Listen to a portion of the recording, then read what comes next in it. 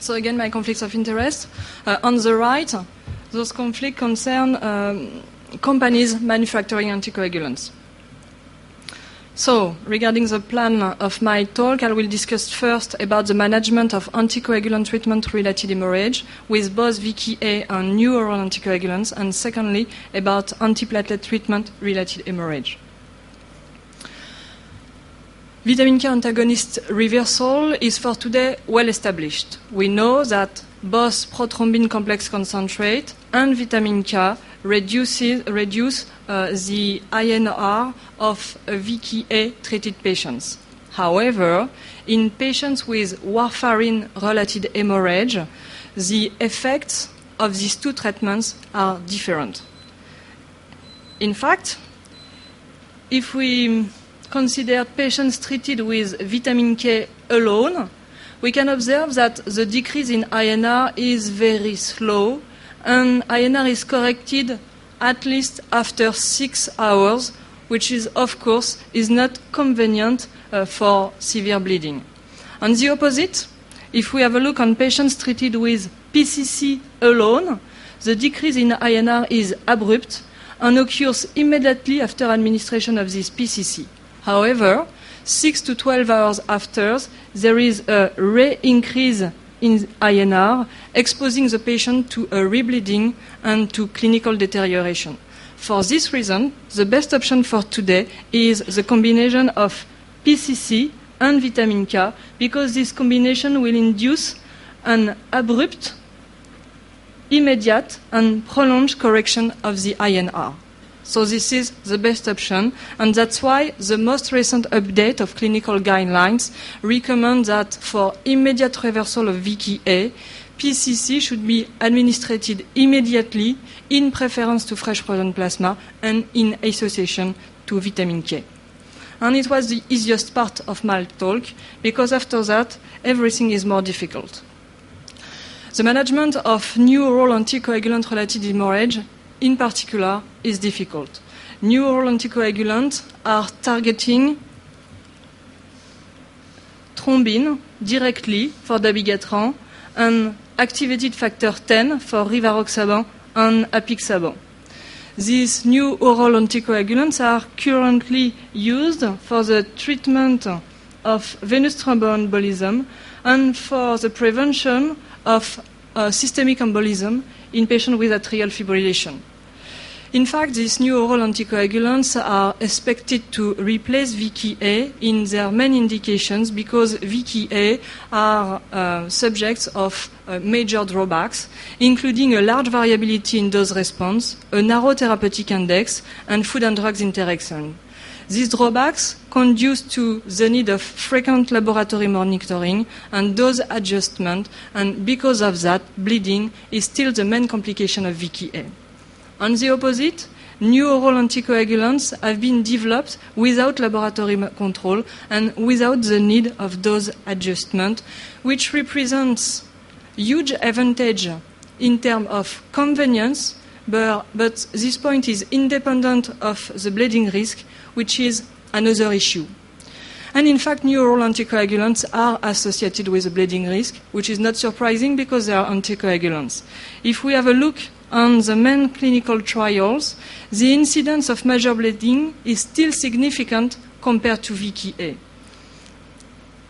In most of the study, the incidence of major bleeding is similar to VKA, as you can see here in pink, and even in Epstein PE with rivaroxaban and Aristotle with apixaban, where there is a decrease in this incidence of major bleeding compared to VKA, the incidence is still significant, more than 1% here, more than 2% here. Thus, because these new oral anticoagulants are still associated with major bleeding, there's a need for a specific management of this hemorrhage. And this specific management is difficult because for today we don't have any specific validated antidote. Of course, antagonists of dabigatran and of the xaban are currently under development. They are in phase 2 or 1 of their clinical development, but they will not be available for clinical practice before at least 2 or 3 years. The first publication regarding a specific antidote for rivaroxaban was published at the beginning of this year only. This publication suggests that recombinant factor 10A variant could be a potential antidote for both direct and indirect inhibitor of coagulation factor 10A. This molecule was modified to lack catalytic activity, having a very high affinity for small molecules, including rivaroxaban and apixaban, but also low molecular weight heparin and fondaparinux. The efficacy of this potential antidote was assessed in a rabbit liver laceration model with rivaroxaban, and you can see here that, as expected, rivaroxaban increases blood loss and the antidote decreases this bleeding. So these first results are promising, but a few more steps are needed before clinical practice. This is the same for dabigatran. The first antidote was reported this month in blood. It's a specific antibody designed to neutralize dabigatran activity. It shares structural similarities with thrombin regarding the way of binding, with a very high affinity for dabigatran and no activity in coagulation test or platelet aggregation. Efficacy of this antidote has been assessed in vitro in human plasma as well as in vivo in a rat model here with the correction of APTT. Waiting for this specific antidote, we have to find other solutions. And among these solutions, we can propose dialysis. Dialysis is a good option, but with dialysis we have two problems. The first one is dialysis is only effective for dabigatran and not for rivaroxaban or apixaban because the protein binding is too high with these two molecules. So it could be a potential option for dabigatran alone. The second problem is that you need a lot of time to use hemodialysis because you need approximately 4 hours to decrease dabigatran concentrations of approximately 50%. So again, when facing a massive hemorrhage, dialysis is probably not the most convenient option. And so, what are the other options? Just a word about activated charcoal, because activated charcoal is just a way to decrease the absorption of new oral anticoagulants. So first, you have to believe that these new anticoagulants are still in the stomach, approximately 1 or 2 hours after administration, and then it's probably, again, not very convenient for severe bleeding. In this context, non-specific prohemostatic agents already used in clinical practice for other indications have been proposed for the reversal of new oral anticoagulants. These non-specific prohemostatic agents include non-activated and activated prothrombin complex concentrate, as well as recombinant human factor 7. Of course, their use in this indication is off-label. Recombinant activated factor 7 is proposed in several product information provided by the companies. However, this proposal is based on very weak data, and if we have a look on the result of animal studies or ex vivo studies, in fact, many of these results are negative. So the efficacy of R7A remains for today totally unproved. The place of prothrombin complex concentrate is difficult because published data have opposite results. In this one, we can hope for positive results. This is an ex vivo study. Healthy volunteers were randomized to receive either dabigatran or rivaroxaban. Blood samples were collected and PCC was assessed on thrombin generation time. You can see that both rivaroxaban and dabigatran decrease the endogenous thrombin potential, here in black, and then PCC strongly corrected this potential with both of the anticoagulants. These positive results were secondly confirmed in this very famous study, which is a randomized double-blind study performed by the team of Marcel Levy. Rivaroxaban was given to healthy volunteers twice a day for 2 days and a half, and then these patients were randomized to receive either PCC, 50 units per kilo, or placebo. As in the previous study, PCC were able to correct the endogenous thrombin potential.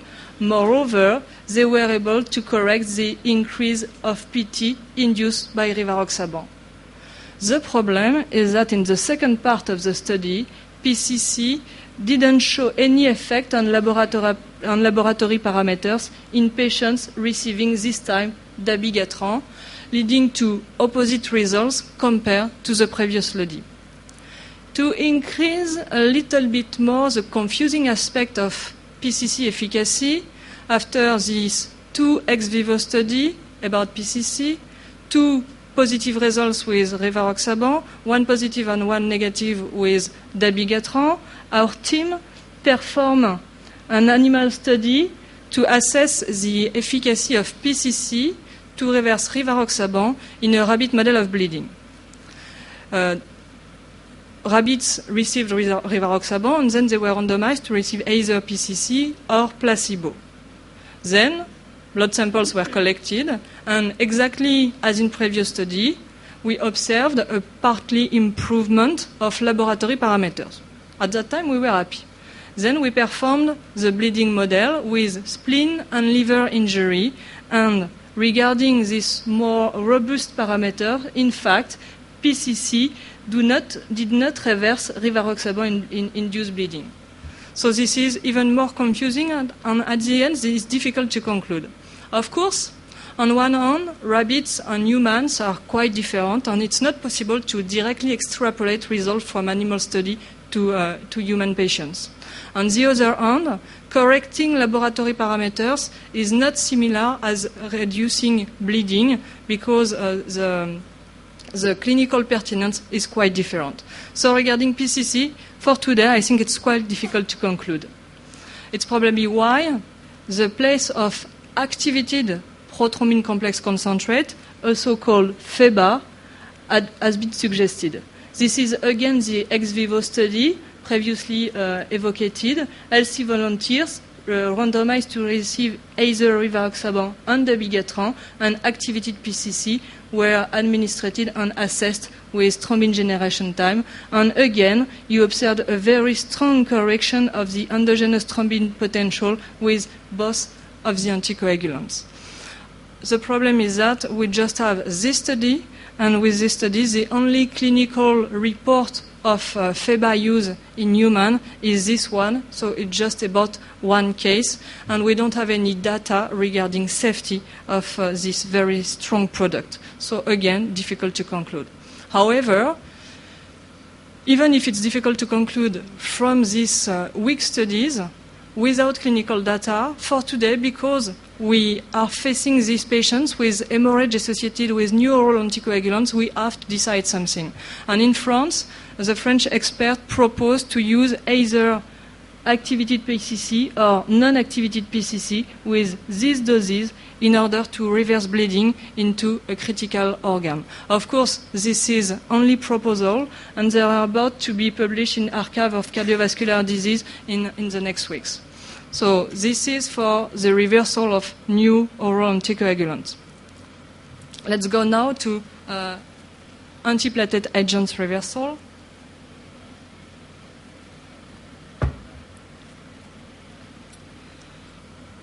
Several antiplatelet agents are available today for the management of patients with atherothrombotic disease. Some of them are old, others are new, and in fact, a lot of other antiplatelet agents are currently under development.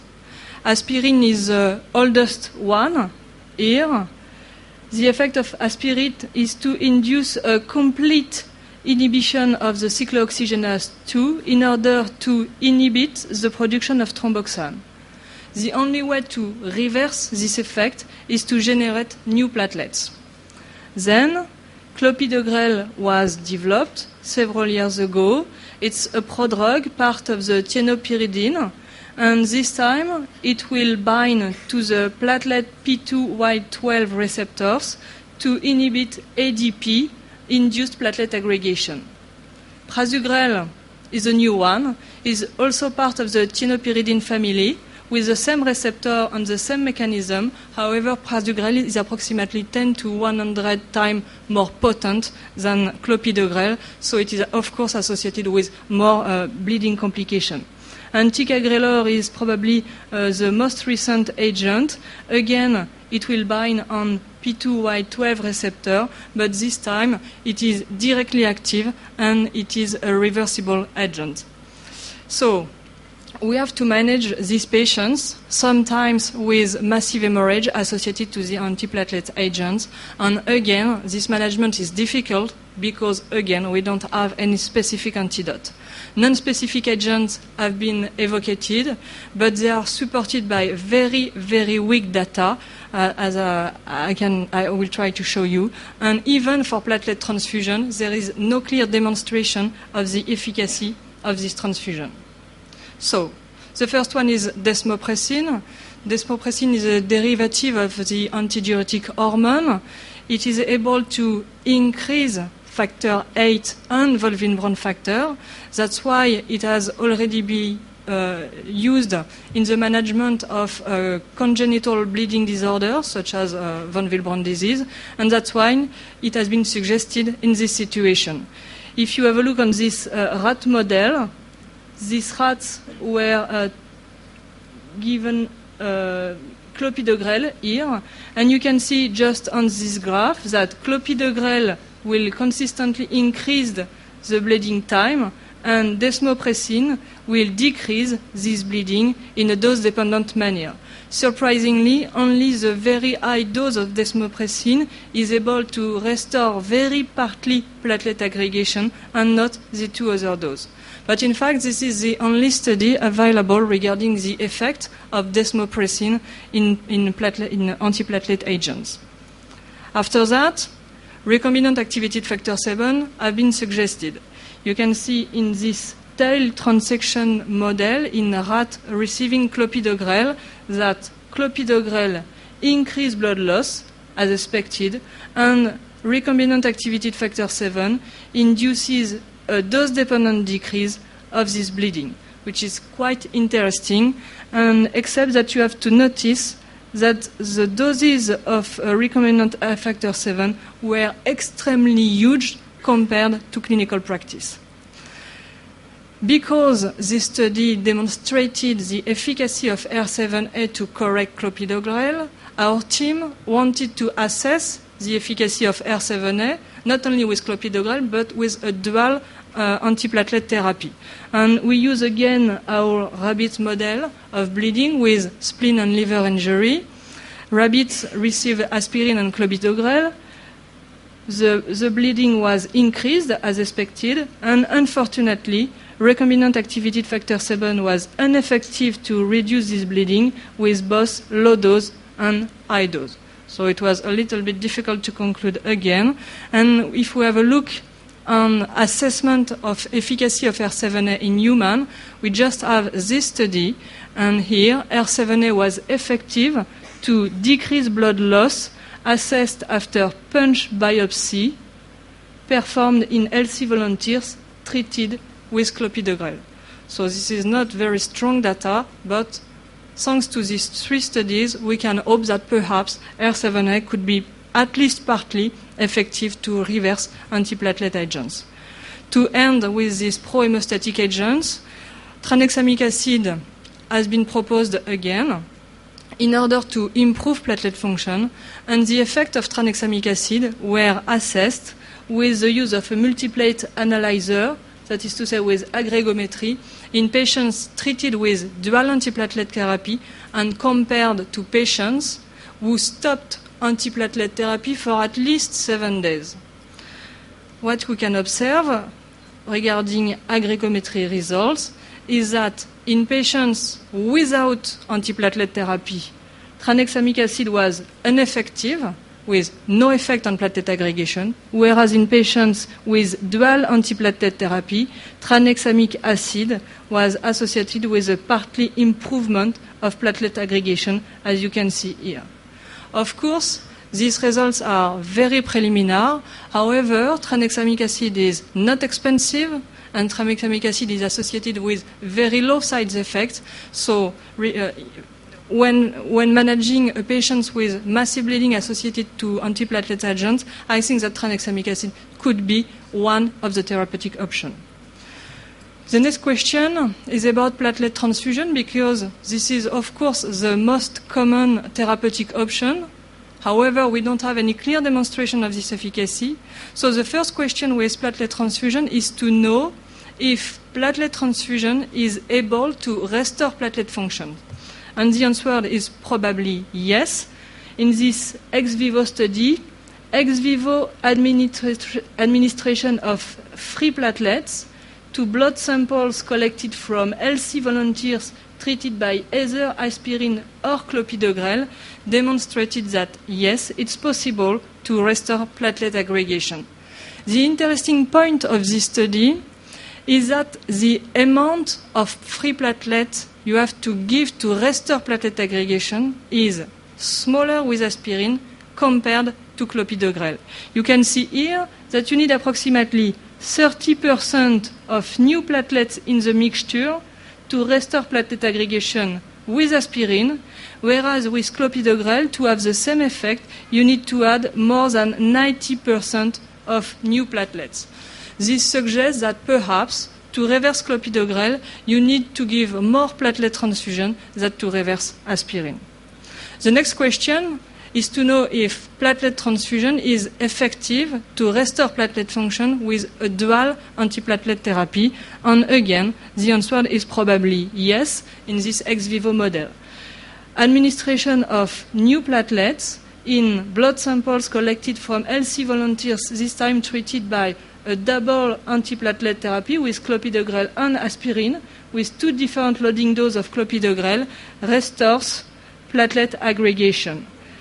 The important point is that 40% to 50% of new platelets in the mixture are probably enough to restore this platelet aggregation. And after some calculation and conversion, the authors conclude that this 40 to 50% of new platelets in the mixtures is equivalent to the transfusion of 10 to 12 platelet units in a patient. So they consider that the transfusion of 10 platelet units is probably enough to reverse clopidogrel-induced platelet disaggregation in a patient with bleeding in the operating theater or where you want. The problem is that when we go to clinical data, this is a little bit disappointing for two reasons. First, these clinical data are very few. And second, the results are mainly negative. We can see here in this meta-analysis of study assessing the effect of platelet transfusion in patients with intracranial hemorrhage and treated by antiplatelet treatment. As you can see, the result is negative as well as the conclusion, because the author concludes that there is no clear benefit in terms of survival in the administration of platelet transfusion to patients with antiplatelet-associated intracranial hemorrhage, and there's an urgent need for clinical trial. However, again, waiting for these famous clinical trials, we have to do something. And for helping us, we can have a look on the guideline from the Society of Thoracic Surgeons, who propose to use platelet transfusion, because platelet transfusion may be helpful in patients receiving dual antiplatelet drugs having excessive bleeding. In the second part, you can notice that for intractable bleeding, this guideline proposes the use of recombinant activated factor 7, even if it's associated with a risk of thrombosis. From my point of view, I think that tranexamic acid may also be helpful with a very low risk of thrombosis, and this drug is really not expensive at all. To conclude, whereas VKR reversal is well established with the association and PCC and vitamin K. For all other antithrombotics, it is more difficult. For the reversal of new oral anticoagulants for today, I think that we can propose the use of PCC or APCC, but without being sure of any efficacy. For antiplatelet agents, platelet transfusion, recombinant activated factor 7 and tranexamic acid have been proposed, but as you have noticed, these data are mainly for ex vivo or animal studies with the oldest antiplatelet agents, and we don't have any idea about the management of new antiplatelet agents, about the management of prasugrel and ticagrelor, whereas these new antiplatelet agents are more potent and associated with a more important bleeding risk. Thank you.